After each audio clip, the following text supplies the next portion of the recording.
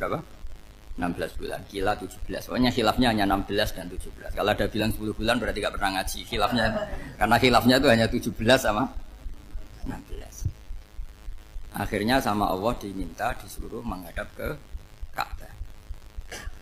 Saya ulang lagi, itu tetap masalah antar nabi sebetulnya. Begini, makom itu kalau dalam bahasa Arab bukan kuburan. Kalau di Indonesia kan makomnya Sunan Bonang itu kan kuburan. Kalau makom dalam bahasa Arab itu sesuatu yang pernah dipakai singgah, itu namanya apa? Makom. Lalu Rasulullah itu pertama di Medina itu madhep Baitul Maqdis itu 16 bulan.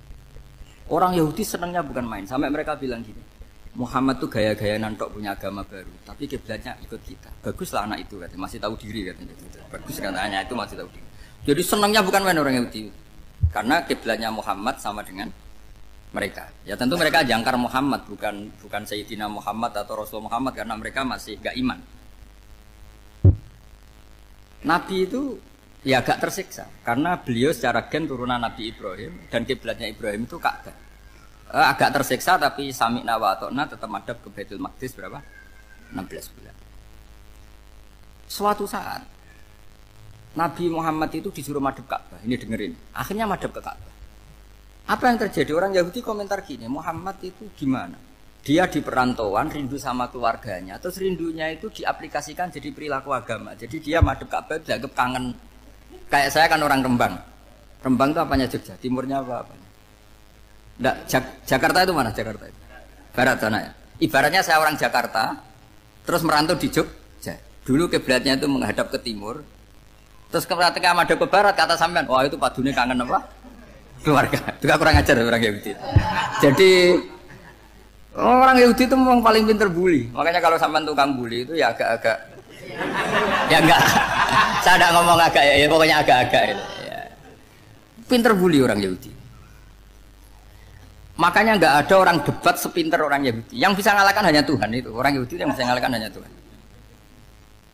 Sayyidina Ali tak orang paling terkenal cerdas. Itu kalau sama orang Yahudi itu pusing. Karena ya apa logikanya itu. Saya beri sekian contoh. Ada orang Yahudi tanya gini, Muhammad, kalau kambing mati itu yang bunuh siapa? Ya Allah, mati langsung itu. Agama kamu itu aneh, Mak. Yang langsung sentuhan Allah haram, tapi yang lewat tangan-tangan jahil manusia malah halal. Harusnya itu yang halal kan orisinil, langsung Allah yang mundur.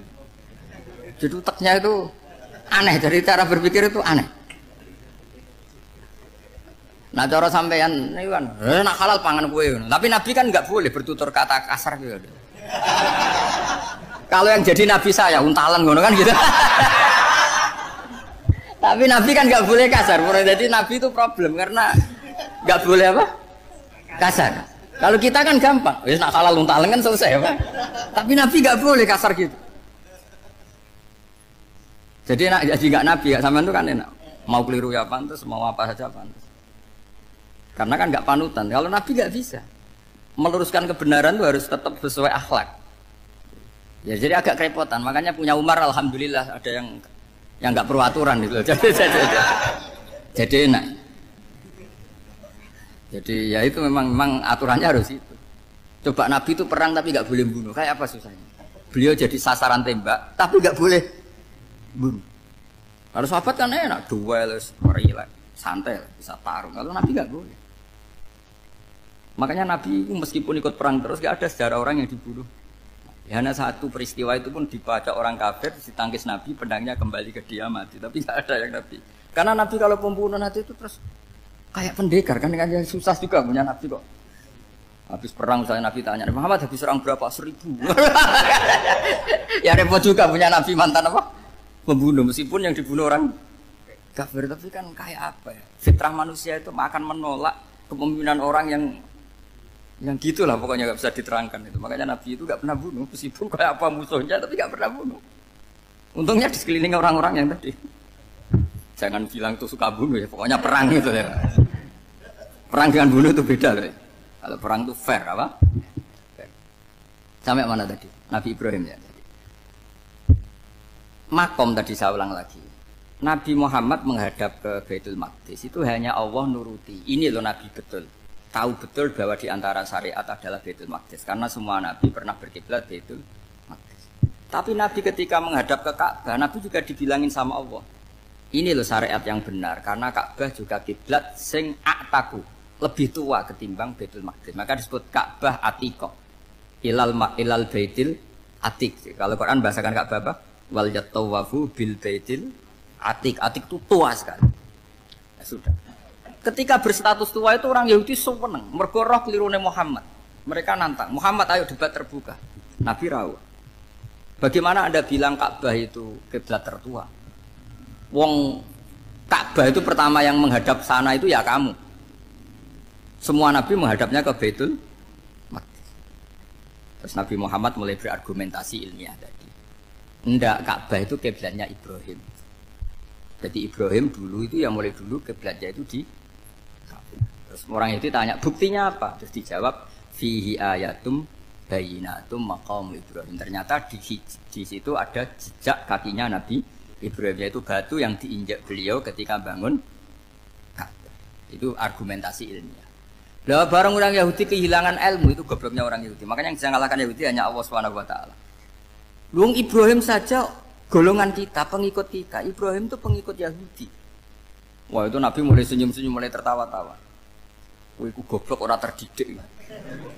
Karena itu ibaratnya kayak kamu bilang Soekarno itu pengagum Puan Maharani. Kira-kira seperti itu. Soekarno itu pengikut Puan, karena Yahuda itu Yahuda bin Yakub bin Ishak bin Ibrahim. Saya ulang lagi ya, nasabnya Yahudi apa? Yahuda bin Yakub bin Ishak bin Ibrahim. Jadi Ibrahim itu mbah keempat dari Yahuda.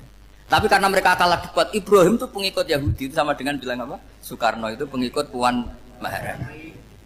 Itu kan jadi aneh. Atau Gus Dur pengikut Mbak Yeni, atau Basim Masari pengikut Mbak Yeni, itu kan aneh. Wah, akhirnya sama Allah diingatkan. Makanya ada ayat ha antum haula hajatum fi malakum bi ilm falimatu hajuna fi ma laysa lakum bi ilm. Perjanjian debat ini semuanya harus ilmiah. Tapi kenapa perdebatan Anda malah ndak ilmiah? Sebenarnya orang Yahudi iftadohu, malu semua. Wah, semuanya Muhammad itu satu-satunya kekalahan orang Yahudi. Tapi ayat-ayat seperti ini itu enggak populer. Ayat ha antum haula hajastum fi malakum bi ilm falimatu hajuna fi ma laysa lakum bi.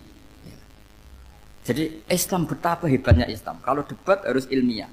Dan Kanjeng Nabi menantang, ini perjanjian kita debat ini ilmiah. Kenapa sekarang jadi tidak ilmiah? Yaitu kamu mengatakan Ibrahim itu pengikut Yahudi, padahal Ibrahim dengan Yahudi itu dulu Ibrahim.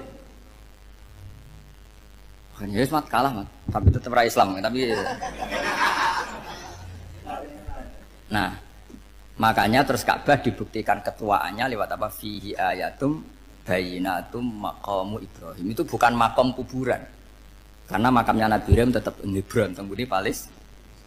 Kira-kira itu Palestina. Jare Israel yo ning Israel, mbok menang di. Jare ning Israel yo ning Israel, jare Palestina ning. Saya pernah ziarah ke sana di Hebron. Di makamnya Nabi siapa? Ibrahim. Jadi jelas ya, jadi nasa mansur itu ketentuan yang dikehendaki Allah Subhanahu wa taala untuk menguji loyalitas manusia, menanggalkan semua akalnya. Makanya saya mohon sekali siapapun yang ngaji saya dimanapun, sekali-kali manusia itu harus menanggalkan akalnya. Sekali Anda pakai akal, maka Anda akan ingkar dengan nasa mansur. Nasa mansur itu hukum yang direvisi, yang dibatalkan. Makanya orang Yahudi lagi-lagi pinternya orang Yahudi, merovokasi orang-orang yang Islamnya belum kuat, diprovokasi gini. Ungzuru ila Muhammadin tahayyara fi din yukhillu yauman wa yuharrimu ukhra. Lihat itu Muhammad, dia kebingungan cara beragama. Kadang bilang A, besok bilang B. Jadi nasa mansub dianggap satu bentuk kebingungan. Gak kurang ajar tapi. Wah, akhirnya sebagian orang yang murtad. Makanya nasa mansub itu satu peristiwa yang menjadikan banyak orang murtad. Karena diprovokasi orang Yahudi bahwa itu bentuk kebingungan Muhammad.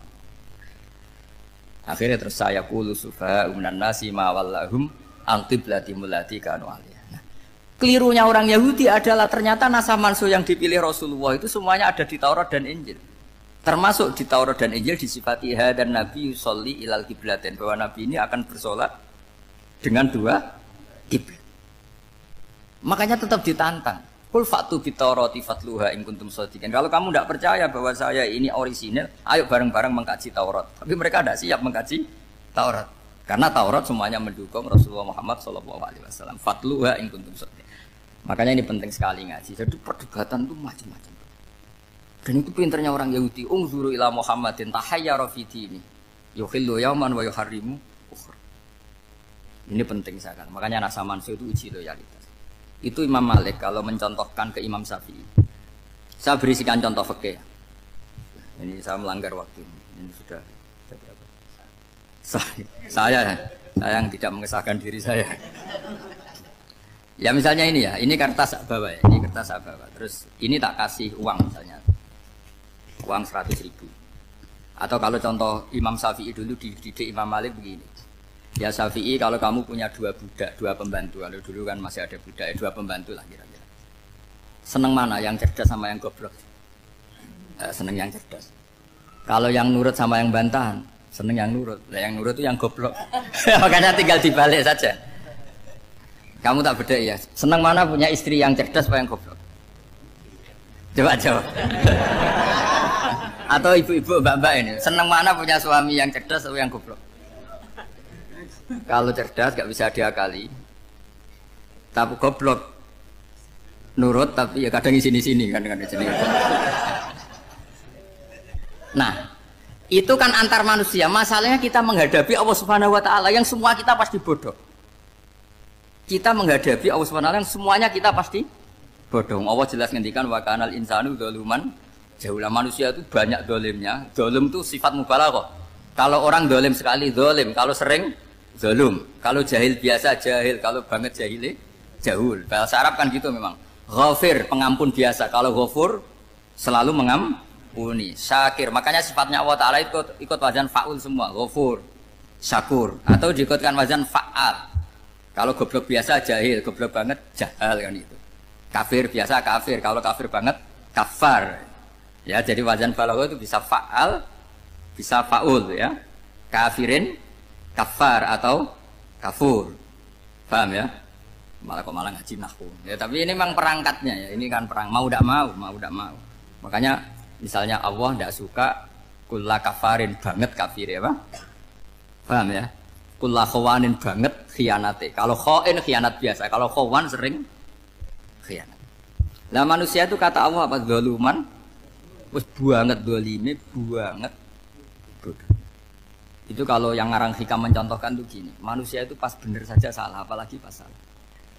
Jadi manusia itu kata Imam yang ngarang hikam itu, man itu kanat mahasinhu masawiyah, fakih fala takunu masawihi masawiyah. Ketika baik saja buruk, apalagi ketika buruk. Coba kalau ada orang dermawan sama teman-temannya, tanyakan istrinya, duit dihambur-hambur, disikno konco ngalono bojo. Mesti gitu. Teman yang sering silaturahim ke teman-temannya, kata temannya baik, senang silaturahim, tanyakan istrinya, oh meninggali wong. Jadi manusia pas baik saja ada buruknya, apalagi pas buruk. Makanya dulu bapak saya ngajarin saya istiqomah ya apik ya, tapi kadang-kadang nak keterusan itu ora istiqomah ngangkangi orang ya tidak punya kesempatan. Misalnya ada imam masjid ngimami terus sampai tua sampai mau mati, itu istiqomah apa tidak memberi peluang yang lain? Tidak jawab aja. Jadi itu manusia. Jadi pas baik saja buruk, apalagi pas buruk. Kayak saya gini di sini ngajar baik, tapi saya ada tidak sopannya harus di atas. Padahal banyak orang sepuh, ada Pak On, ada beberapa yang kan terpaksa nggak sopan. Tapi aman yang nyuruh, berarti aman yang dosa. Kemarin-kemarin saya minta di bawah supaya ganjaran saya utuh. Ini gara-gara begini ganjaran saya ini agak terkredit apa debit ya terdebat itu karena itu saya teruskan. Jadi manusia itu punya sisi itu karena manusia itu zalum dan apa jahil wa kana al-insanu zaluman. Problemnya ini ngadepi Allah yang selalu pinter, yang kita selalu bodoh. Misalnya gini, kamu ditanya Allah. Ini contohnya Imam Malik. Ikla hadi sokhroh fa inna tahtaha dhahaban. Coba bongkahan batu itu kamu angkat, di bawahnya ada emas. Lalu budak yang pinter berlogika, oh disuruh buka itu karena ada emas toh. Berlogika. Kalau budak yang goblok enggak, ya disuruh ya diangkat saja. Ada emas apa enggak karena perintah ya diangkat. Yang satu nurut karena perintah, yang satu nurut karena ada emas, ada sesuatu. Logikanya suatu saat Tuhan tuh hanya bilang gini tok, ikla hadis sokroh, batu itu angkat. Yang nurut yang goblok permanen tadi kan langsung ngangkat. Yang pinter, ini ada apa lagi Gusti kok harus diangkat? Ya nggak ada apa-apa, nyuruh saja kata Allah gitu. Oh tidak bisa, sesuatu harus ada alasannya. Itu kira-kira mangkel loh agak? Oh mangkel. Nah, logikanya manusia seperti itu. Makanya dua murid pinter, di rakyat pinter, presiden ya susah mesti demo. Goblok ya susah di sini-sini uang. Ini kan nggak ada pilihan. Memang manusia itu nggak ada pilihan. Nah sekarang masalahnya gini di fikih ini saya kembali lagi ke fikih. Pertanyaannya secara fikih begini. Misalnya iddah. Iddah itu seorang perempuan ditinggal mati suaminya atau ditinggal atau cerai. Itu kan ada namanya apa? Iddah. Iddah itu memastikan apa tujuannya? Memastikan rahim itu steril dari mani atau sperma zaut awal. Supaya nanti kalau dinikah orang lain tidak terjadi ikhtilatul ansab, nasab. Oke, berarti iddah kita beri argumentasi secara ilmiah li baro'ati rohmi. Jadi misalnya Zaid menceraikan istrinya Sri dalam keadaan masih bisa haid. Iddahnya 3 kali masa suci. Wal mutallaqatu yatarabbasna bi anfusina salasata quru.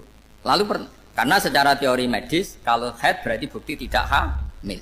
Apalagi kalau haidnya terulang-ulang sampai 3 kali pasti tidak hamil. Sehingga kalau nanti dinikahi orang lain pasti kalau ada anak ya anaknya zaud sani atau zaud kedua. Berarti alasan iddah li baro'atir rohmi. Oke, kita sok pinter, sok bijak. Pertanyaannya adalah sekarang sudah baru 1 bulan suaminya di Malaysia nggak pernah ngumpuli, dicek di medis juga berbukti tidak hamil. Apakah boleh tanpa iddah? Semua ulama mengatakan tidak boleh. Tapi ini kan rahimnya jelas bersih. Ya karena iddah itu nuruti perintah pangeran, pokoknya tetap iddah. 3 kali masa suci, 3 kali masa suci atau masa haid. Itu ada perdebatan ulama. Tapi kan ini terbukti bersih Gus. Meskipun terbukti bersih, kata Allah harus iddah 3 bulan atau berapa? Kira-kira 3 bulan, 4 bulan ya tetap harus iddah. Pemilih mana? Sok pinter, Gusti. Berhubung ini, pangeran buat terang gitu. Berhubung. Jadi Tuhan apa Pak Wari? Berhubung Gusti. Ini jelas steril dari sperma zaut awal. Nggak usah iddah Gusti. Sama aja kamu disuruh majikan kamu ikla hadis sakro. Berhubung nggak ada apa-apa, nggak usah ya. Kira-kira mangkel nonda budak yang seperti itu. Mangkel. Maka dibutuhkan kebodohan dalam beragama.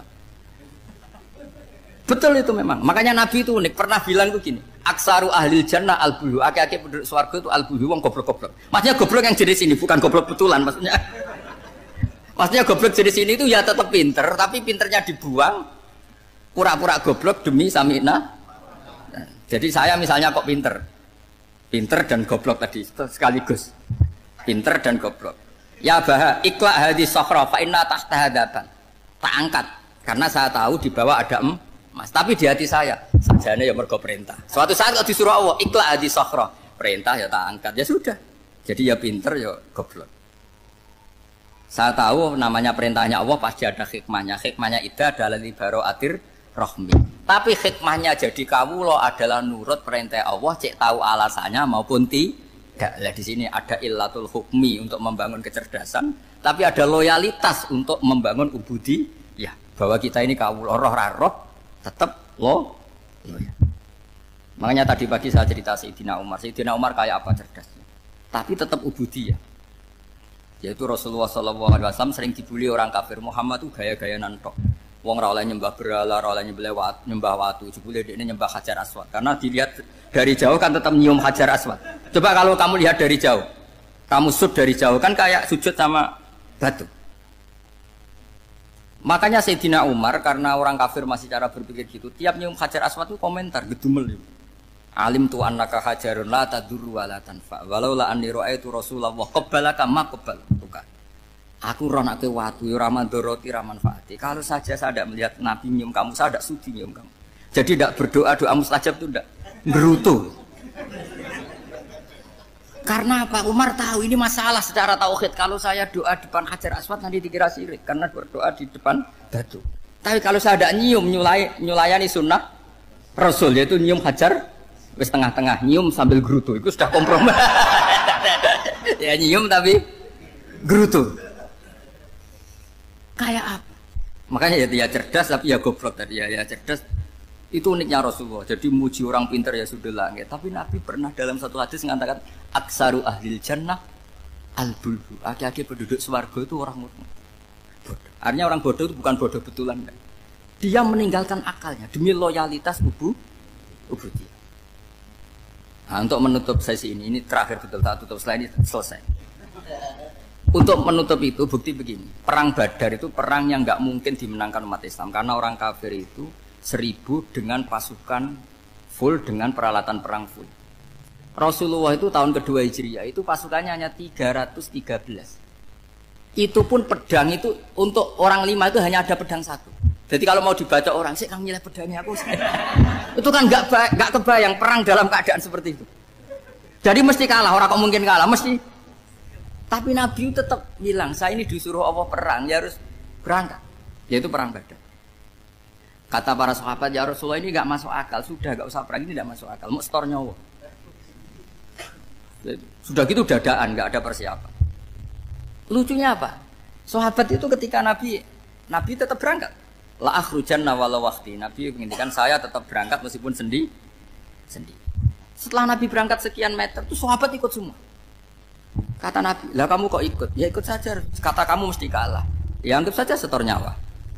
Demi loyalitas pada jenengan. Itu makanya nggak ada periode sebaik periode sahabat. Tapi yang gerutunya jalan. Karena gerutu ini bawaan ilmiah. Makanya kita loyal sama presiden. Tapi yang nggak cocok ya gerutunya jalan. Tapi bawaan mencintai Indonesia tetap jaga stabilitas.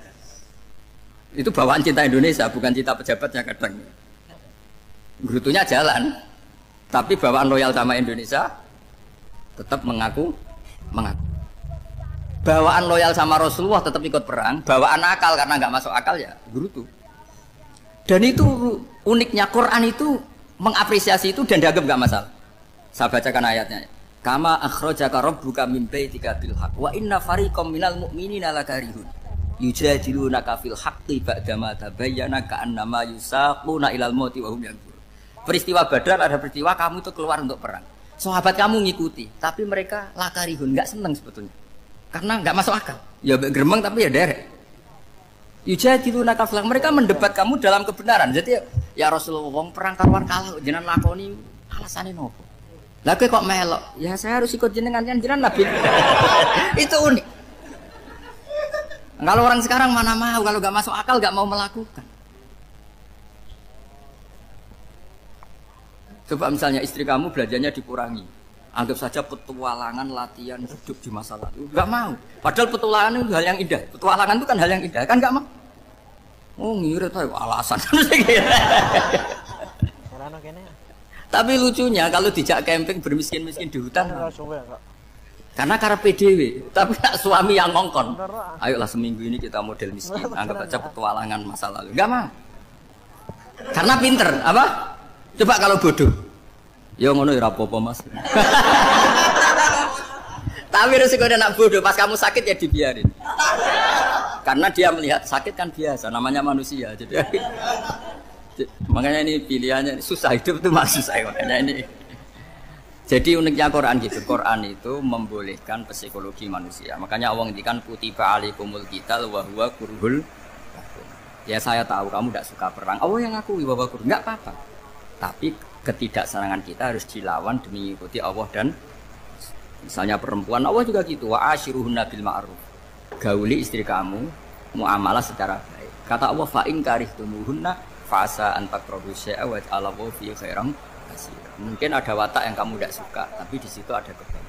Allah ngaku yang namanya suami mesti ada watak yang enggak suka dari istri. Juga sebaliknya lebih banyak lagi yang suami istri kamu tidak suka watak kamu. Juga nggak suka hidung kamu, wajah kamu banyak lah nggak disuka. Tapi demi kestabilan negara suami istri ini, mereka loyal, justru itu bagus. Maka jagalah ilmu, juga jagalah loyalitas. Itu yang perlu saya utarakan. Jadi makanya agama ini dibangun dua. Satu kecerdasan hikmah, yaitu ya al-hukmu yadulu ma'ilati wujudan wa adaman. Tapi juga ada ubudiyah, bahwa agama ini milik Allah. Maka sami'na wa adaman. Karena begini logikanya, saya ulang lagi masalah batu. Iqla hadis sokhro fa inna tahta adab. Terus saya angkat, pembantu saya ngangkat, dia saya gaji atas nama apa? Nurut kan? Atas nama menemukan emas apa atas nama nurut? Nurut, karena emas itu juga penemuan saya, milik saya. Ngangkat batu yang nggak ada emasnya juga atas nama nurut. Jadi rapot yang saya berikan ke pembantu saya itu tentang nurut dan tidak nurut. Saya kan tidak peduli dengan cerdas dan tidak cerdas. Itu kan tidak sesuatu yang menguntungkan saya.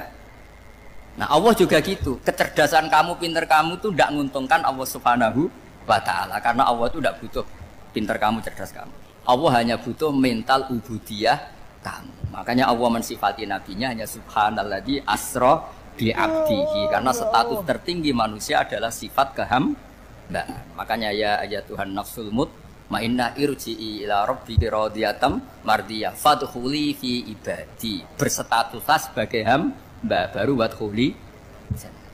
Nah kalau kamu berstatus hamba ya harus baik, gak usah kalian bantah. Coba kalau kamu rasional, ya Allah kenapa bikin surga nanti-nanti? Engkau kan bikin sekarang, ngapain repot-repot nanti? Jadi kacau semua agama. Makanya yang perlu didahulukan adalah status ya Tuhan nafsul mutmainnah irji'i ila rabbiki radiyatan mardiyah fadkhuli fi ibadi. Masuklah berstatus sebagai hamba saya. Khasnya hamba tadi ya cerdas karena semua yang diperintahkan Allah pasti ada hikmahnya. Tapi kecerdasan ini kadang kita tinggalkan demi loyalitas ubudiyah. Wong melarat ora yo dhuwit sanggo jajan, njaluke modal. Padahal sing sugih dhewe sugih gak liwat napa? Modal, liwat ulet. Bareng di dulur sugih pikirane dulur sing melarat njaluk ora trimo dhuwit 100.000 200.000 njaluke modal. Ndek gakno toko. Ya aku melarat mari ra tau ditulung dulur, cara ditulung gak sugih. Contone piye? Lah aku gak ana pabrik ra napa? Sugih. Enggak gak ana toko gedhe ra napa? Melarat ngel-ngelon apa? Wah. Karena dia punya logika anak melarat bareng-bareng. Bon walhasil niku dialek-dialek. Kemudian dan ini ben sampean was-was ya, hati-hati mawas diri. Iblis itu jadi masalah ulama tasawuf, ulama hakikat. Sebetulnya kekuatan setan itu di mana? Nak cara ulama fikih, ulama syariat, setan itu begitu hebat, carane ngridu. Dengan segala tipu daya, okay? Dengan segala apa? Tipu daya. Niki rumakno niki kula baleni amun salah paham. Cara ulama syariat, setan itu begitu hebat. Sampai cerita-cerita teng kiai-kiai syariat, teng kitab-kitab syariat, sing sak gedene iki bar sesa wae iso kegodha apa? Setan. Walhasil tipu dayane iku setan hebat. Ya pancen hebat ya. Kita itu membuktekno bolak-balik setan itu punya kemampuan kamuflase, talbis. Kemampuan kamuflase apa talbis? Contoh gampang nu nak tenggiri dunia kuliah atau ning dunia wong soleh. Ini contoh paling gampang. Ya. Kayak kula ini santri, sampean ini santri. Orang yang berlatar belakang pendidikan Muhammadiyah yang seneng ya, santri, mereka juga santri, cara berpikir Islam. Iku mesti ra seneng lonte. Ora seneng wong kathokan cekak sing lonte sing nakal. Akhirnya nak mahasiswa Islam sing santri cek iku NU cek Muhammadiyah pokoke sing mata dasare napa santri. Iku nak golek pacar kan sing jilbaban, mergo luwih napa Islam. Dari segi milih pacar sing jilbaban iki Islami timbang milih sing kathokan cekak. Ya tapi wis ngerti nak Islami kok dijak pacaran. Lho pacaran Islami to ora? Paham? Tapi setan pinter oleh ngridu. Mau dibandingno kowe nak pacaran mbek wong kathokan cekak mbek wong nakal lu gak Islami. Nak pacaran mbek sing jilbaban Islami. Demek-demek lonte iku gak Islami. Nak ngemek-ngemek sing jilbaban Islami. Ya iku pinter setan. Jadi pertama sawangane ya oh Islami. Sawangane salihun tok salihati, paham nggih? Kang salihun tok napa Kang? Salihun.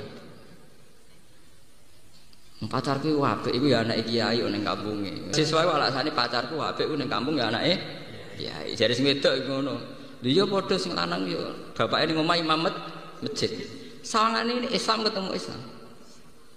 Tapi kemudian perilakunya kan pacaran. Bedino ketemu goncekan, pacaran.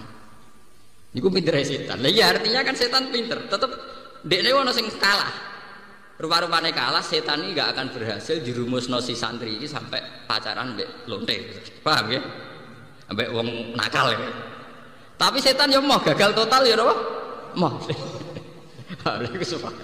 Paling angel bedakno ning ngoten niku. Wah, iku pancen ruwet. Iku jenenge talbis, wala talbisul haqqa napa bil batil. Dari segi milih santri iku hak. Tapi dari segi akhirnya gonjekan mojok-mojok ngalor ngidul, dadine napa? Batil.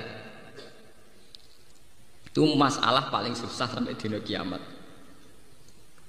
Paham? Lha jenenge. Iku jenenge talbis. Jadi setan ngendikane Kanjeng Nabi, setan sudah putus asa untuk disembah di bumi. Karena orang Islam apapun rendahnya imannya itu tidak akan sampai fatal secara tauhid. Ini ku nyembah setan. Tapi setan akan mentipu daya, memanipulasi, mengkamuflase sampai barang hak sawangane batil, barang batil sawangane napa? Hak. Pon akhirnya pacaran. Satu jilbaban sitok Islami napa? Pacaran. Nyongkone nggih Islami. Mergo timbang pacaran mbek lonte mbek wong katokan cekak. Nah, setan terus mulai setelah pacaran mulai ana urutan berikutnya yaiku tentang kehendak wong tua nak nglawan. Akhirnya dosane pacaran sitok, bariku dosane wani wong tua. Wah kata. Lah iku akhirnya ruwet. Akhirnya napa? Tenggene kehidupan sosial ki ngoten. Wong niku ngendikane Kanjeng Nabi, nek kehidupan sosial ki ngoten. Wala tajassasu, wong ora oleh wong niku ngendikane Kanjeng Nabi, nek kehidupan sosial ki ngoten. Wala tajassasu, wong ora oleh tajassus, saling mengintip. Setan pinter, misalnya wong soleh be wong soleh. Ini sebetulnya yang baik itu tetap jaga jarak. Misalnya kayak kula kiai, apike jaga jarak hubungan be kiai. Wong soleh be wong soleh kok gak silaturahim. Karena itu tadi. Dalam silaturahim yang tidak dielmoni, kula baleni. Dalam silaturahim yang tidak dielmoni, itu juga setan iso slono. Misalnya kiai melarat sering dolan iki sugih. Pertama silaturahim. Suwe-suwe kok marsine kok telu, duwe akeh. Omahe mewah. Aku ngiyai puluhan tahun mangane kangelan. Pangeran adil ta adil. Setan ya ora goblok. Setan iki mboten apa? Goblok. Lah sing sugih ke suwe-suwe curiga. Silaturahim kok keseringan cah arep-arep disangoni ta piye? Sing sugih duwe dosa suudzon. Sing melarat mulai duwe dosa tomak mbek drengki. Tapi Pak Kiai ini kan nggak mungkin setan langsung nggodho kowe nek butuh hiburan dolan ning lonte. Iku kevulgaran. Paham nggih? Kevulgaran. Iki pitre setan kevulgaran. Wong saleh kok langsung dolan ning lonte ora kevul. Sawangane dolan ning padha kiai ini. Setan iso numpang membahayakan apa membarakan api hasil. Mana angger kiai rasan-rasanan saiki kiai gedhe sing ora kena dino donya tok wong omahe beg donya. Harga beg mobil pancen rezeki lho ya ta wong awake sugih kiai lah napa? Sugih. Nah kok sing sugih mulai curiga. Silaturahim kok keseringan cara arep disangoni ta? Ini pentingnya ya, bahwa kita sunat silaturahim, tapi ya kita ilmoni. Saat ada silaturahim ya kita kalau tidak ada ilmoni, ini setan akan punya peluang menipu kita. Ya, akan punya peluang menipu kita. Ini cara bahasa enggak itu napa? Menyalip ditiku. Niki penting kula aturaken mergi setan sing paling mandi lewat talbisul haqqi bil batil. Sebab itu kathah cerita teng kitab-kitab tasawuf ana wong bodho ibadah. Salat terus ning masjid. Iku katakan cerita-cerita ngoten. Sing dikipasi setan wong alim sing turu. Ditakoki kowe Pak. Tan. Iku sing salat tenanan mbok godho ana wong alim turu mbok kipasi. Malah salat keliru wae ora ngarah dicatet pangeran. Lah apa hubungane kowe kok malah ngipasi sing alim ben ra tangi. Nek tangi bener salate malah repot. Ben sing alim ben tu. Ini contoh-contoh kecil betapa setan itu bisa manipulasi saat kita di tengah jalan. Haji nggih ngoten. Haji ku apik, sapa sing darani haji ku apik? Mergo haji ku ibadah sing nak mabrur mlebu swarga. Tapi bareng-bareng mulai setan ya ora kurang. Wong bar kaji mesti mulai ditilik wong akeh. Dhisik ya sopan santun wis pendeke wong Islam ra tau ning Mekah rugi. Ujug-ujug dekok edah ngono piye. Mayoritas wong Islam ora kelar kaji. Kena omongan ngono-ngono mbok baleni nglarakno wong akeh. Gajaran kaji ra sepira nglarakno wong pirang. Pelepah, plepok pokoke wong Islam ora tau kaji pendeke rugi. Mergo dekne saiki kelar lan kula baru ke Mekah lah ya ora tau cerita. Gus untuk cerita apa? Cerita apa? Ya cerita anak ibadah ku apik. Lah aku di dhuwit ibadahku umroh, lagi ra di dhuwit ibadah sabar. Pokoke padha apik ya. Lah aku wong alim kan malah grudak-gruduk model awam bento tapi ya kanut setan aku. Itu tak lah Mekah piye? Ya Ka'bah go ibadah. Nak sing pas ning pinggire ibadah tawaf, nak sing ado ibadah salat. Wong salat yo ora anti Ka'bah, madhepe tetep teng. Jadi sing haji be sing salat ya sami mawon. Sing haji ibadah tawaf, sing salat ibadah seneng Ka'bah lewat didadekno kiblat. Ya sama. Malah kowe nek seneng kaji dosa, atok nyaur utang sik tak kandhani. Mergo kowe wong melarat. Atok nyaur utang. Akhirnya kan setan ra iso godho, mergo sesuai standar syariat. Iki sing disebut faqihun alim napa? Tengene alalan niku faqihun alimun mutawarridu asaddu ala syaitani min alfi napa abidi. Seorang alim sing waroi iku luwih berat kanggo setan dibanding 1000 wong sing ibadah. Mergo 1000 wong ibadah ora ngerti fikih, ora ngerti ilmu agama, ya maksudnya fikih ndak ngerti agama. Itu mudah ditelikungkan setan. Itu tadi. Haji ku apik. Ibarat iku melepuki wong akeh, nglarani wong akeh. Gara-gara ana wong tilik diarani pendek wong Islam ora tau ora Mekah rugi. Ujug-ujug kok dekok edah ngono kondisi.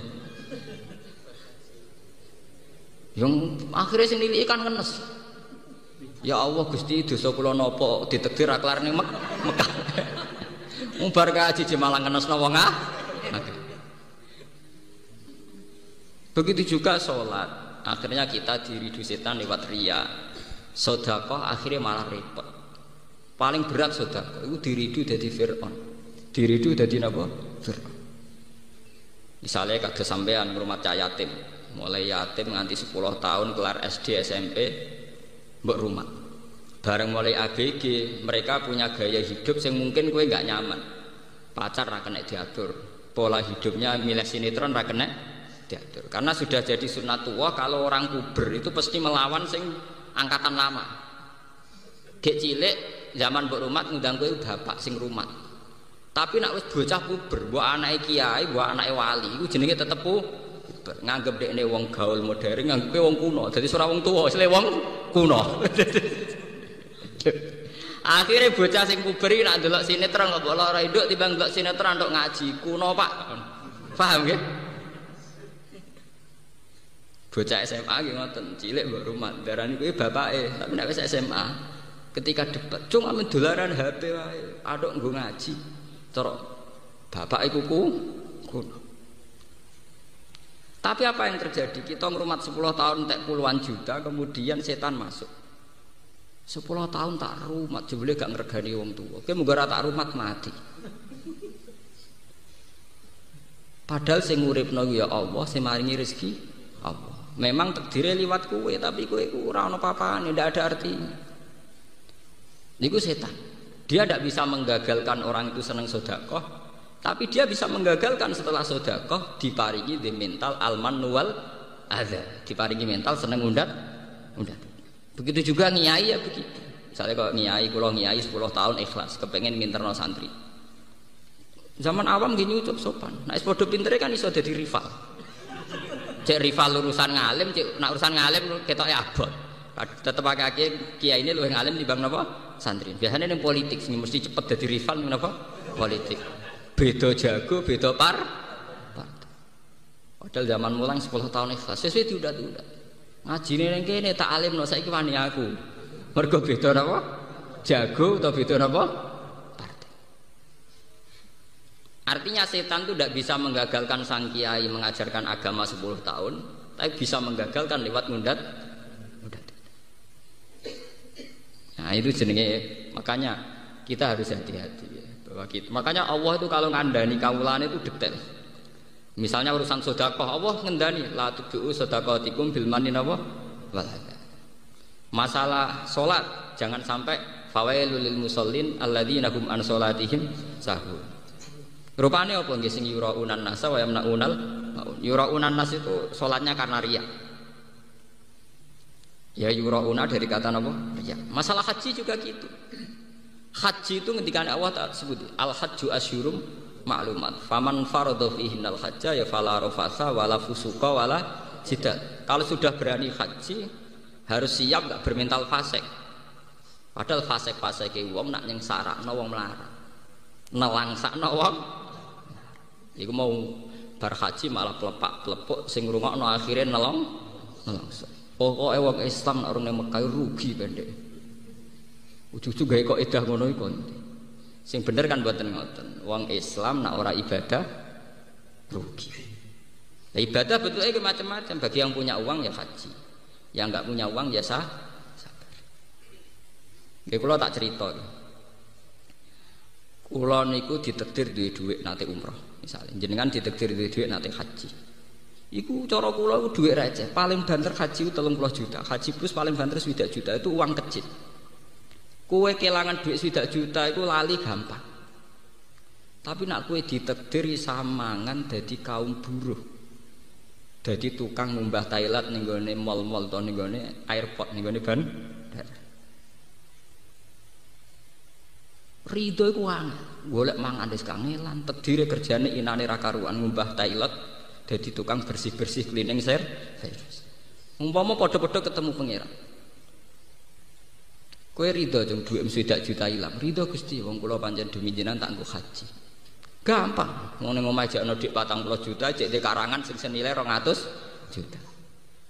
Tapi nak misalnya sing tukang klinik servis takoki kowe ridho sak urip-uripmu tak gawe melarat mangan omahe kok kerja klinik iku sekali dijawab kula ridho Gusti niku kersane jenengan iku mlebune swarga iku sak luwih dhisik timbang para wong haji bahkan timbang para wali karena lebih berat dengan keadaan begitu dekne ridho ning kediri Allah luwih napa berat. Kula nu sering sedekah 10.000 20.000 teng tiyang. Tapi kula nu mboten nate ngrasa berat. Tetep berat sing nampa. Orang yang ditakdir bisa makan nunggu dikasih orang tentu lebih berat ketimbang kita kelangan 20.000 duwe dhuwit induk 100.000. Kowe duwe dhuwit induk 100.000 kelangan 20.000 ora ijek 20. Tapi kayak apa nasibnya para janda, para orang miskin sing isane mangan ngenteni dikei uang. Itu lebih apa? Ini Islam ya. Islam itu hanya mengkagumi ibadah. Tapi bentuk ibadah ora usah mbok dewak-dewakno. PPK kaji dewak-dewakno kaji. PPP ngalim dewak-dewakno. Mulane kula dadi wong alim tugas kula hanya menyebarkan ini, menyebarkan semua bentuk napa? Ibadah. Ini perlu kula aturaken karena yang bisa melepaskan setan itu mazhab-mazhab kayak ngeten. Paham nggih mazhab-mazhab kayak ngeten iki itu yang bisa melemahkan apa? Setan. Karena setan tidak punya celah. Artinya tidak punya celah wong melarat nak nganggo syariat niki iso bangga mbek pangeran, iso ridho mbek pangeran. Wong sugih nganggo syariat iki iso bangga mbek napa? Pangeran. Jadi partai politik juga bangga, jadi caleg ya bangga, bahkan saat gagal pun bangga aku maksud. Ya karena itu tadi. Inti perlawanan kepada setan itu adalah ridho mbek qadar napa? Allah. Lalu kula nu eling. Pas mau ke Jeddah itu di bandara-bandara itu kan mesti tiang butuh teng Thailand. Itu kan nak teng Thailand bandara itu saking sterilnya kan tiap ada satu orang uyah langsung dibersihin. Tiap ana wong buang air besar langsung apa? Dibersihin. Kula nu nangis kula ya Allah. Andai kan saya ditakdir begitu, apa tetap ridho dengan jenengan? Lane kanjeng Nabi nate dawuh, sing disiki para nabi mlebu swarga iku abdun mamlukun, seorang budak sing dimiliki. Wong sing miliki awake dhewe ora iso. Ndak mudah. Hidup ditakdir dadi buruhe wong itu ndak mudah. Wong awake dhewe ra duwe. Esuk-esuk kudu ngelu gara-gara buruhe wong tetap harus berangkat. Sandale dhewe atau ditata gara-gara buruhe wong kudu nata sandal buka pintu. Mobil ra melok duwe, dhuwit ra melok duwe. Lho bedina tukang buka apa? Pintu. Hanya takdir dadi asis. Kayak apa? Tersiksanya secara psikologis kayak apa? Jadi perlu kula tarakan. Mulane bahasa budak, bahasa abdun di dalam kasta ilmu hakikat. Dan itu bahasa paling mujarab nggo nglawan makhluk sing jenenge setan. Mulane mengki ayat niki ditutup inna ibadi laisa laka alaihim sultan. Wong sing berhasil dadi kawulaku ngendikane Allah. Iku rabu akal setan iso nguasa. Kanjeng Nabi teng Quran semuanya diistilahkan abdun subhanalladzi asra bi abdihi. Ning kene surat Iqra iki disebut ara'aital ladzi yanha abdan idza shalla. Semua bahasa Quran tentang Nabi Muhammad sing Sayyidul Awalin wal Akhirin itu diistilahno bahasa apa? Abdun. Kowe dadi Nabi Dawud itu gampang sugih selire akeh. Dadi Nabi Sulaiman gampang sugih selire akeh. Tapi dadi Nabi Muhammad repot. Nabi cilike ape mangan ae mburuh tiyang. Mburuh angon wedhus. Tekan kumpul Abu Thalib wong kok melok paman lara ta lara. Melok dulur kandung wae lara apa melok napa? Paman. Cara Jawa lara-larane wong gak melok wong tuane dhewe. Ape mangan dadi buruh. Kelare mangan dadi buruh. Sebab itu Nabi layak jadi Sayyidul Awalin apa? Wal Akhirin. Karena berat. Dulu ketika Rabi'ah Adawiyah dikenal jadi wali kaliber, sejarahnya nggih ngoten, mergo budak amat. Wong critane niku satu kejadian wonten paceklik. Sing keceluk Kiai Hurduk iki salat istisqa ora ono sing mati. Ya karena jadi kiai gede itu gampang.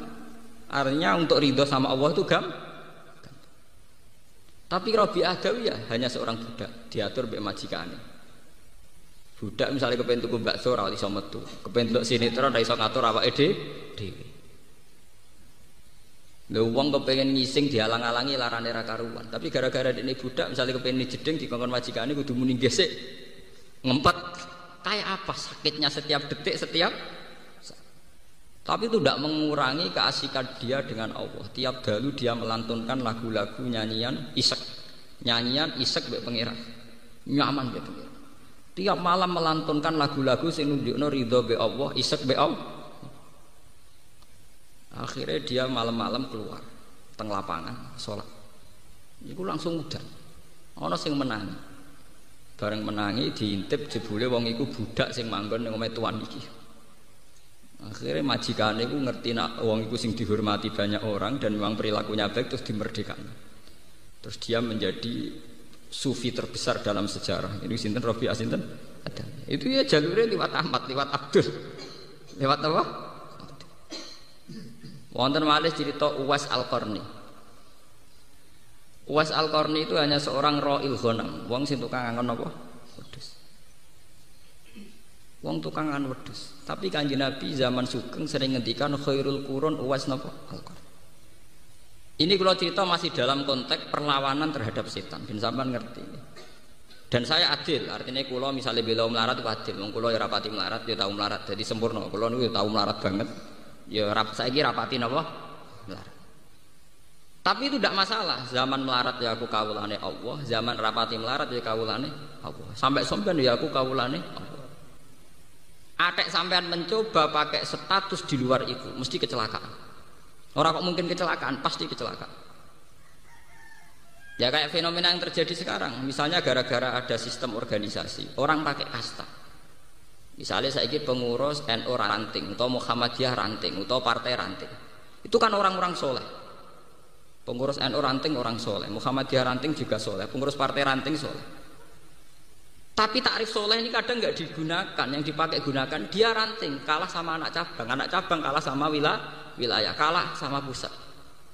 Ketika pengurus ranting ini misalnya milih caleg dengan pertimbangan kesalehan, aku tak milih caleg itu bocah soleh jujur. Tapi pengurus atasannya kan nggak mesti dengan pertimbangan kesalehan. Tapi sekali bantah-bantahan ini mesti kalah. Ranting bantah cabang, paham ya? Itu jenenge ranting balik. Pecat. Coba kalau pakai status kesalehan, Artinya kesalehan itu sing soleh, sing ora soleh kudu anut sing balap. Tapi kan lucu nih organisasi cabang anut nanti. Mergo kalah soleh. Mulane kebenaran saat ini susah didapat karena manusia sudah tertipu oleh bahasa kasta. Tertipu oleh bahasa apa?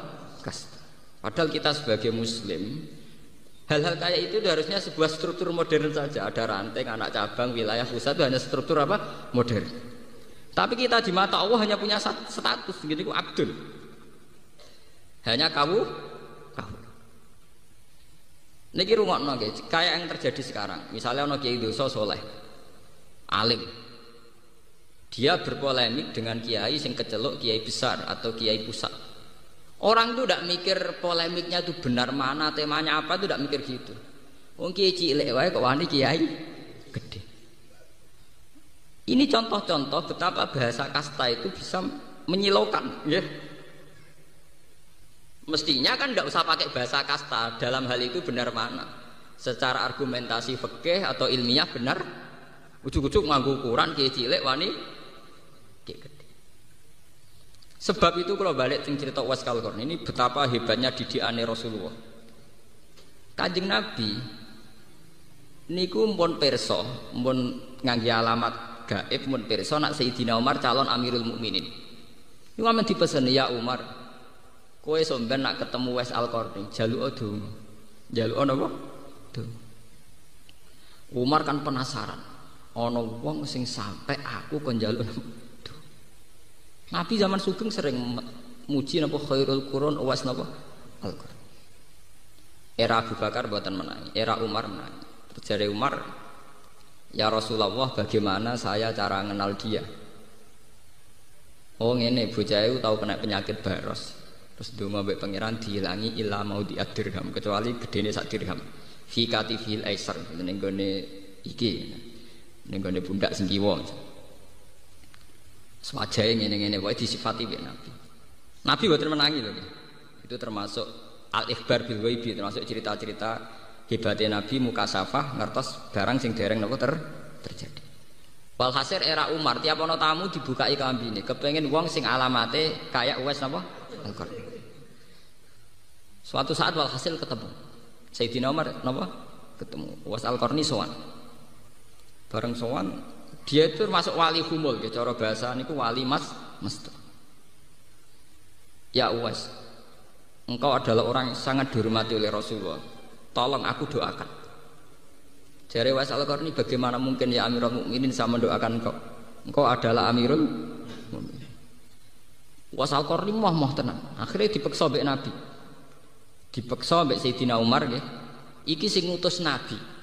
Selagi kersa. Mergo imtisalan bi amri napa? Rasulullah sallallahu alaihi wasallam. Akhirnya Uwais Al-Qarni.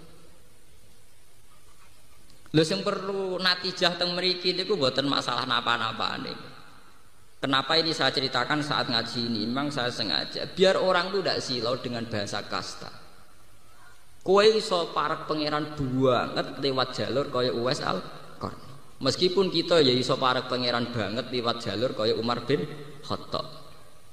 Tapi dengan sedikit keangkuhan kita yang kita semai, maka kita hanya bayang wong soleh itu nak jadi presiden, jadi wakil presiden. Go sekali sedekah BLT sa Indonesia kesedekahan kabeh. Padahal mau bagi tok ora wae. Paham ya? Artinya dengan ingat cerita-cerita kayak ini, kita iki iso pede urip. Gusti kula ora iso dadi kiai gedhe iso kaya Uwais Al-Qarni. Kula ora dadi wong terkenal iso parek jenengan kaya Rabi'ah Adawiyah.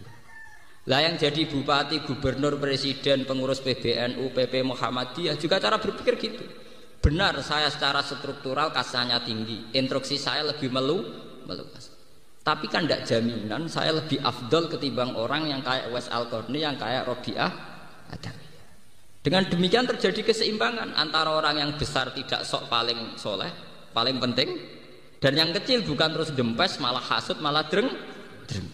Wis kere drengki hasud. Akhire sing kere di dosa hasud drengki, sing gedhe di dosa sombong. Menang setan. Setan menang total. Kok sing gedhe iso digodha lewat sombong angkuh, Sing cilik iso digodho liwat drengki mbek putus asa. Harusnya dengan cerita-cerita kayak gini peluang kita untuk jadi orang soleh itu mudah sekali.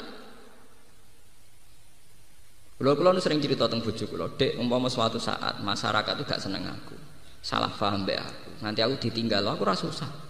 Umpama bener senengku saiki wis 10. Terus krungu kabar jamaahku Bojonegoro bubar, wong sing seneng aku bubar. Iku senengku nganti saiki ya ora kurang sitok ya. Ya tetep 10. Mergo bubare wong, bubare makhluk. Iku ora tau penting. Kecuali pangeran bubar ra sida dadi pangeran. Lha iku lagi napa susah. Wah, anggere sing bubar cek makhluk-makhluk iku aku ora ngarah.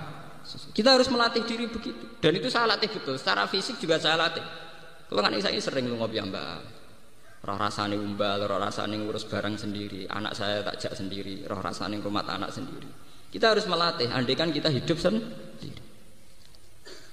Dengan demikian kita terlatih menjadi abdullah, bukan abdul fasilitas. Mergo nek wis biasa suke misale tas ono sing gawakno dhewe. Ngamuk wong perkara ora mbukakno pintu. Saking kulinane biasane sing mbukakno pintu. Ana kiai ngamuk santrine perkara sandale rung ditok-tok. Akhire kulino barang sepele dianggap barang gede. Akhirnya kita budaknya nafsu. Kita emosi ora krana hak Allah dilanggar tapi krana hak kita dilanggar. Harusnya sebagai ulama kan hanya tersinggung kalau hak Allah telah terlanggar. Tapi kita tersinggung karena hak kita. Misalnya sandal radito dibuka. Makanya kita harus melatih diri. Andaikan kita hidup sendiri. Walaqad ji'tumuna furoda kama khalaqnakum napa? Awwal. Bahwa pada akhirnya kita ketemu pangeran piyambakan, kita munajat dengan pangeran ya sendiri. Dan ini penting kalau aturakan, ke sekarang itu ada krisis begitu. Orang kalau pilpres menyorot semua. Pokoknya kalau mereka soleh, orang baik terjadi presiden, negara terus baik. Negara ini bisa baik dimulai dari individu yang baik, bukan dimulai dari presiden yang baik. Nggak ada teori top down dari atas, nggak ada. Negara ini bisa baik dimulai dari pribadi yang baik. Kalau pribadi itu tidak baik, buat presiden apik sundul langit itu nggak ada pengaruhnya. Allah ada filosofi dalam hal ini untuk melawan setan. Ini tingginya ayat ya ayyuhalladzina amanu alaikum anfusakum la yadurrukum man dhalla napa idza tadaitu. He wong-wong sing iman alaikum anfusakum sing penting awam dhewe atur jaga. La yadurrukum man dhalla idza tadaitu. Wong liya sesat kabeh ora ana kowe dhewe untuk hidayah. Itu kelas-kelasan nggih. Ada kelas tawakal, kelas ekonomi, ada kelas macam-macam. Misalnya ngeten, cara hidup saya sehat, maksudnya cara memanage ekonomi saya sehat, cara ngatur keluarga saya sehat, cara kerja saya sehat. Iku umpama bupatine koruptor kaya apa, umpama bupatine fasik itu tidak ada pengaruhnya, karena saya pola hidup saya sehat. Tapi kalau dibalik, bupatiku soleh korupsi, adil soleh, tapi kan ngurusi wong sak Rembang. Ketika saya pola hidupnya tidak sehat, harus ibuh turu, buangi jagongan, ambek bojoku perang, ambek anakku perang. Mbak bupati ini soleh, gue tetap nelong. Dan itu yang terjadi di Indonesia. Paham ya? Buangi do jagongan, ambek bojoku perang. Sing wedok kerang, ambek sing lanang kerang. Bojo kerang teng Jawa ku mesti dua-duanya tuh. Sing lanang selaku 2 meter, sing wedok kok guri amen ngomong yang keduyu. Ini contoh, artinya kesalahan presiden, bupati, gubernur tidak ada pengaruhnya saat Anda cara pola hidup tidak sehat. Itu podo kayak wong sholat. Wong sholat itu senajan to imame ra batal. Nak kowe ngentut ya tetep batal. Ora kok apa anggere imame sah ya aku sah ora iso. Apa nak bupati apik terus kowe cara ngelola ekonomimu ra apik terus kowe melok ekonomimu napa? Tidak bisa. Alaikum la yadurrukum man dhalla napa? Lah, ini balik. Lah kenapa bisa presiden, gubernur, bupati bisa jadi tolok ukur? Karena setan menyemai begitu. Wong cilik itu kan delok wong gede, sehingga ada tomak, ada hasud. Nah, lewat jalur tomak hasud ini, wong cilik selawase dewa tak drengki mbek tomak. Wong gede kan delok wong cilik sebagai objek. Tak tuku 20.000 ora wis kasih, tak tuku 50.000 ora wis wong cilik ae kok. Sehingga ini ya ndak sambung. Sing iki di penyakit tomak, sing iki di penyakit nyepelek. Coba kalau kamu kayak Uwais Al-Qarni, sing dadi pemimpin kayak Amirul Mukminin Umar, menghormati Uwais sinten? Al-Qarni. Uwais Al-Qarni sebagai prosedur bernegara menghormati Amirul Mukmin. Ini penting kalau aturakan karena sekarang tuh fenomenanya begitu. Makanya hebat sekali didikan Rasulullah di mana Umar yang Amirul Mukminin malah dididik kon hormat teng Uwais Al-Qarni. Karena ini bisa meruntuhkan keangkuhan, meruntuhkan kebesaran. Kalau bolak-balik cerita, kalau nak seminar teng Jogja cerita. Sehebat-hebatnya Menko Ekonomi, sehebat-hebatnya Gubernur BI, sehebat-hebatnya SBY, itu paling banter nggawe kebijakan makro. Bahwa rakyat ini bisa makan tuh karena elemen-elemen kecil yang ada interaksi sosial. Ana tangga lara gak iso kerja, tanggane ngekeki sego sak piring. Akhirnya hari itu ndak mati karena dikasih tangga sak piring. Ana wong ning puskesmas, gane sing duwe tosa wis rusak. Tosa tuwa tapi kasil ngetro tanggane tok puskesmas. Engko sing ngutangi wong melarat kancane wong melarat iku duwe adol bebek dienggo ngutangi berobat ning puskesmas. Itu jutaan. Berapa puluh juta hukum sosial yang diselesaikan pakai interaksi sosial. Justru kita jadi wong cilik bangga, kita ini lebih cepat lebih baik wong cilik itu. Mergo nak njuk tulung ora usah prosedur nganggo proposal nganggo tanda tangan. Orang kecil tuh paling cepat dalam nulung tangga. Ana tanggane rondo melarat kei sego langsung mangan. Ana tanggane loro kita terus nganggo sepeda motor langsung berangkat. Kita tidak usah tebar pesona, tidak usah lebih cepat, lebih baik. Kita pasti lebih cepat. Paham ya? Itu jutaan kasus di Indonesia masalah sosial yang menyelesaikan itu hukum sosial. Makanya kita jadi rata harus bangga. Kita ini lebih hebat ketimbang itu semua. Buatan saya bukan ngajurkan apa-apa. Ya kita nanti tetap milih presiden, milih wakil presiden. Tapi jangan berlebihan berharap kalau masalah sosial bisa selesai. Masalah sosial selesai lewat kita-kita ini. Memang harus ada struktur yang namanya negara, ada presiden, ada wakil. Tapi itu hanya struktur pemerintahan negara. Tapi kalau hukum sosial kita selesai. Coba berapa juta orang bisa sekolah? Apa bayar SPP ra kelar, engko ora kelar di DO. Yang nolong juga kadang mau terima tukang ojek. Paham ya? Tanggane sing terima tukang ojek. Ada rondo ramang, enggane sing terima pemulung. Dan itu jutaan kasus begitu. Orang miskin saling bisa makan lewat hukum sosial yang berjalan di antara mereka. Tapi kita kayak kalah. Kita ikut-ikut berpikir secara global. Orang miskin ini karena Menkonya berpikir neoliberal. Dan ini dia paham neoliberal. Wow, wong kula sing paham ora tau ngomong ngoten. Aku sering ditamani tiyang ujak bakal sono liur berat ya sing padha sing muni kerakyatan dunyane malah triliunan. Ya ruwet to. Lha kok mbok enteni ku piye? Paham? Ya maksudnya nak rakyate di duit sak triliun meneh kita sing ra rakyat malah akeh. Nah ini contoh kecil ya, betapa hebatnya didikan Nabi. Didikan Nabi itu begitu, menciptakan hukum sosial itu segala-galanya. Ya, menciptakan hukum sosial itu apa? Segala-galanya. Sampai Quran sing sakral ngoten itu nak hukum sosial diulang-ulang. Misalnya gitu, alam yajidka timan fa'awa wa wajadaka dhallan fahada wa wajadaka ailan fa'amal yatima fala taqhar wa ammas sa'ila fala tanhar. Ya lu aja sentak. Teng masalah haji nggih ngoten. Wa atimul ba'isal faqir wa atimul qani awal patar. Kowe nak haji iku kudu ngekeki mangan wong sing isin ya. Wa atimul ba'isal faqir, nak orang fakir kayak mangan. Karena lewat hukum sosial yang diterapkan Quran ini itu akan jutaan masalah sosial terselesaikan.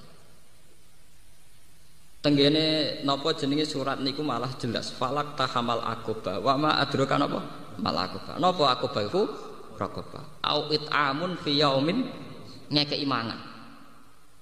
Kula nu ngrasakno. Misalnya ngeten, niki sing kula alami.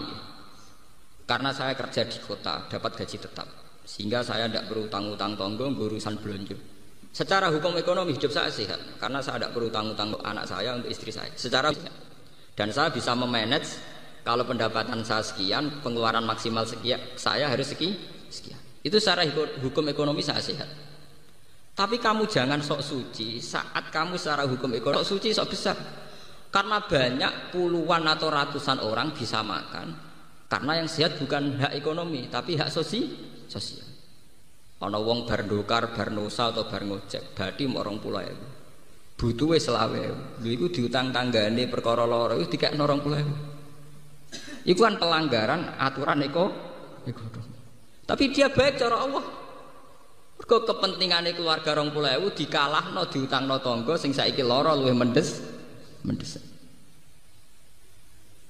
Padahal kalau kita ngikuti ekonomi global atau ekonomi modern, tentu memanage pengeluaran dan pemasukan akan sangat modern dan itu bisa anti sosial. Mulane kula pengalaman kula pribadi, kula niku selalu punya uang untuk jatah-jatah uang sing terkenal lomo, terkenal nulung tiyang. Niku mesti kula sukani dhuwit. Kadang kita kok, lho Gus kula sedhi dhuwit tak kei dhuwit. Kowe iku wong rapati mulya ora kanggo, dadi wong utang kowe iku wani. Nah, utang aku rapati wani, aku tak titip kowe. Saking saya itu iman bahwa hukum sosial harus berjalan. Mulane nek dadi wong rapati kanggo muranu hikmahe gedhe. Wong nak rapati kanggo rapati terhormat, wong nyileh to saham ya wani. Nggasap sepeda motor ya wani. Kowe nak dhewe jagung gedang ning Tegal ya nyolong ya napa? Wani. Dengan demikian kowe ngamal sosial besar-besaran. Lho niki tenan iki. Kanjeng Nabi itu wonten ajaran ngeten tenggene Kitabul Ghorsi. Tenggene Muslim, Kitabul apa? Ghorsi. Ayyuma muslimin zaro'a ghorsan fa akalat hu insanun au bahimatun illa kanat alaihi sedekah. Illa kanat lahu sedekah. Wong nandur tanduran misale ning kene nandur gedang. Akhirnya dipangan manuk cek menungso. Iku dadi sedekah Dik. Kowe aja dadi wong Islam bento gedang kemis ilang ra mbok ikhlas no rugi. Kayak kok dadi wong Islam kok bento, gedang tetep ilang kowe ra entuk ganjaran jenenge bento dobel. Bento napa? Lah soal sing nyolong tetep haram hukume sing nyolong. Tapi kowe ora perlu melok kelangan ganjaran, gedang wis ilang. Ora entuk napa? Ganjaran. Kula baleni malih. Itu masalah hukum sosial. Sing kula alami nggih ngoten. Kula nu badhe umroh masuk Mekah. Iku mesti nganggo sabuk. Niku kula sukani dhuwit real. Karena kula mboten nyaman. Engko aku tawaf iku mesti ibadah pribadi. Iku hubunganku mbek pangeran. Tapi bagaimana hubungan sosial? Padahal jelas ning Quran wa atimul baisal fakir wa atimul qani awal. Kalau masuk pintu Mekah kan mesti kathah tiang-tiang Sudan, tiang Palestina, tiang-tiang sing jaluk-jaluk. Kita kasih. Supaya kita masih punya tautan hukum napa? Sosial. Di kula nganti sing nganggo pakaian ihram terus sesan. Wong kula mau kuburan wis sanggup. Nek menawa ketemu wong sing harus kaya kasih tak kasih. Itu Islam. Islam itu begitu mendewakan masalah hukum sosial sampai falak tahamal aqaba wa ma adraka. Itu yang disebut tidak ada hukum vertikal, hukum sosial semua. Fakku raqabah, memperdekakan budak. Au it'amun fi yaumin di masrufah. Yatiman dha maqrabah au miskinan dha maqrabah. Terusannya juga hukum sosial. Sumakana minal ladzina amanu wa amilus solihati wa tawassaw bil haqqi wa tawassaw bil marhamah, dan saling pesan, saling mengasihi wa tawassaw bil marhamah. Ini penting kalau aturakan bahwa sama presiden, sama menteri kita hormat, sama bupati hormat. Tapi kita harus lebih hormat sama hukum sosial yang sedang berjalan, karena itu jelas-jelas lebih cepat, bukan sekedar visi, jauh faktual, lebih cepat, lebih itu sudah terjadi, bukan akan. Kalau calon presiden mungkin baru akan, kalau di masyarakat itu sudah terjadi. Ya jajal wis, misalnya kayak ngaten iki, misalnya mobil kula rusak. Misalnya, terus kula ra duwe. Itu kalau masyarakat lebih cepat mesti lebih baik. Digus kula derekno, kula sangoni riyen. Begitu juga tetangga kita yang miskin gak kelar mangan. Mereka tentu yang menyelamatkan orang terdekat. Paham ya? Aku saya kira di beras utangi ben aku iso mangan diutangi selesai. Makanya lewat ngaji ini sampean harus bangga. Jadi masyarakat biasa lebih, karena amal kita ini jelas-jelas lebih cepat, lebih apa? Cepat. Juga lebih baik karena langsung. Makanya lewat ngaji ini sampai nanti kok mulai tertarik ngomong capres sopo, cawapres sopo. Karena kita punya stok, punya kesempatan ngamal sosial yang lebih cepat, lebih. Jadi berapa juta orang yang miskin, berapa juta orang yang makannya gantung ditolong yang lain. Dan hukum saling nolong ini yang menyelesaikan jutaan masalah sosial. Kowe di kakak ra iso mangan ditulung adik, adik ra iso mangan ditulung kakak, ditulung pernah Pak D, pernah Pak Lek, pernah tonggo, pernah. Itu jutaan masalah sosial yang jauh lebih cepat, lebih baik sudah terselesaikan. Coba kalau negara nganggo BLT debat kusir sik. Iku 3 wulan pisan. Apa wong kuat mangan 3 wulan pisan? Sementara lewat hukum sosial ana ponakan ra iso mangan Pak D-ne ngekek beras. Ana Pak D lara ponakane ngetero pleng ning rumah sakit. Kita harus bangga. Ya mulane ngendikane Kanjeng Nabi alamate kiamat, alamate dunya rusak nek wa ijabi kulli dira'in orang bangga dengan ide-idenya. Bangga dengan ide ekonomi kerakyatan, sing sitok bangga dengan ide ekonomi liberal, sing sitok bangga dengan konsep-konsep bank-bank dunia. Itu kan hanya pendapat. Itu hanya ide. Tapi kalau rakyat secara sosial sudah menyelesaikan masalah sosialnya sendiri. Paham? Sedulur ngono ide-ide besar itu rakyat sudah sering saling menolong dan menyelesaikan masalah sosial. Ana tanggane hamil pe kelahiran bojone ning Tegal, tanggane mlayu nyeluk. Sing di sepeda motor toto sangat terone puskesmas ana sing nyeluk bedan. Ini jauh lebih cepat, lebih baik, detik lho ini. Napa? Lane kowe kok malah ngenteni apike presiden ku kliru. Kowe dhewe iso apik kok malah ngenteni apike wong liya. Paham ya? Kamu harus bangga jadi masyarakat biasa. Loh soal kita di nafsu ya, soal kita di khadim nafsi. Nah presidennya apik ya sudah lagi gue jagungan wae ora usah lebokno ati omongan-omongan niku ora usah. Ya umume wong ngomong ngono ya iya tapi ya tapi sing jelas wong ngomong niku ora pakar, ora ilmuwan, ora di rumus sosial. Enggak jelas orang yang pakar napa pakar sosial kados kula wonten niku luwih real niku. Lho kula sering seminar Mas Len. Itu pakar-pakar sosial tuh kagum karena memang faktanya begitu. Faktanya napa? Sebab itu tenggene ilmu tafsir nate nggih kula maca diterangkan. Kenapa khitab Quran itu sering mufrad tidak jamak padahal yang disuruh semua orang. Kenapa misalnya wa amasaila falatanhar. Wa amma bi nikmati rabbika napa? Fadis. Kok tidak misalnya falatanharu. Kamu kalian, kok tidak kalian? Karena sebetulnya setiap individu itu merasa kena khitab Allah dan setiap individu itu pula yang sering menyelesaikan masalah. Misalnya ngeten, saya sebagai bapak itu kena khitab ngurmat anak saya. Saya akan bilang sama Allah sami'na wa ata'na. Tapi apa artinya aku kepengen ngurmat anak? Misalnya pas kula tindak anak kula sakit, tentu sing ngetero nang rumah sakit santri misalnya atau tonggo. Kowe dadi bojo wajib ngrumat bojo, tapi apa artine kepengin ngrumat? Nah, kowe pas ning pasar, bojo mloro pas kene pasar, tentu sing ketara juga toh. Sehingga penting ana khitab. Makanya setiap ana khitab nganggo tak khitab niku jarene tafsir ayyuhal mukhatab. Mukhatab ya siapa saja yang kebetulan kena khitab itu. Mulane tengene bab fardhu kifayah diterangaken setiap kewajiban fardhu kifayah liman ro'ahu bagi wong sing tepaan roh kejadian iku. Paham? Ini hebatnya Islam. Jadi semua individu itu diberi mandat untuk bisa melaksanakan tugas. Kemana setiap individu dilatih untuk menjadi subjek, menjadi pelaku. Malah gue saya jadi bodoh, para bupati soleh, presiden soleh, udah dibodoh, paham? Karena sama tak apa oleh besar para presiden soleh, ya mesti aja kita berharap.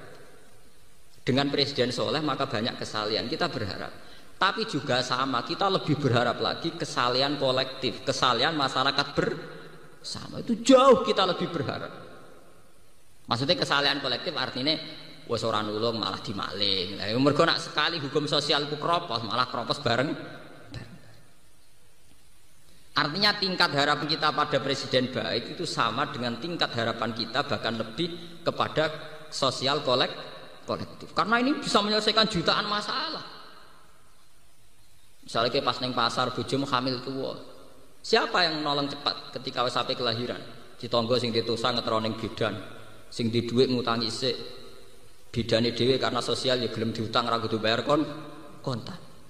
Ini 3 paket hukum sosial sing langsung menyelesaikan masalah. Coba kalau lewat negara, sapi-api negara, urus dulu kartu tanda miskin. Ngogoro RT ini sawah, miskinnya butuh tanda, paham?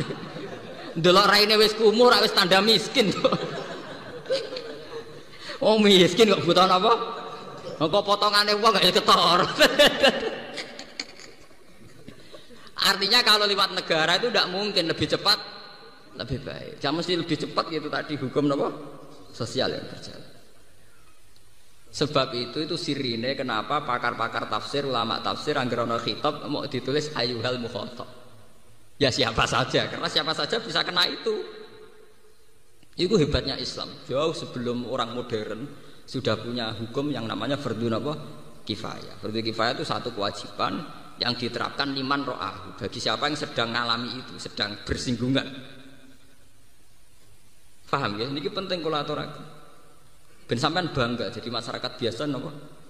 Kula bangga jadi masyarakatnya. Kula mboten ketua MUI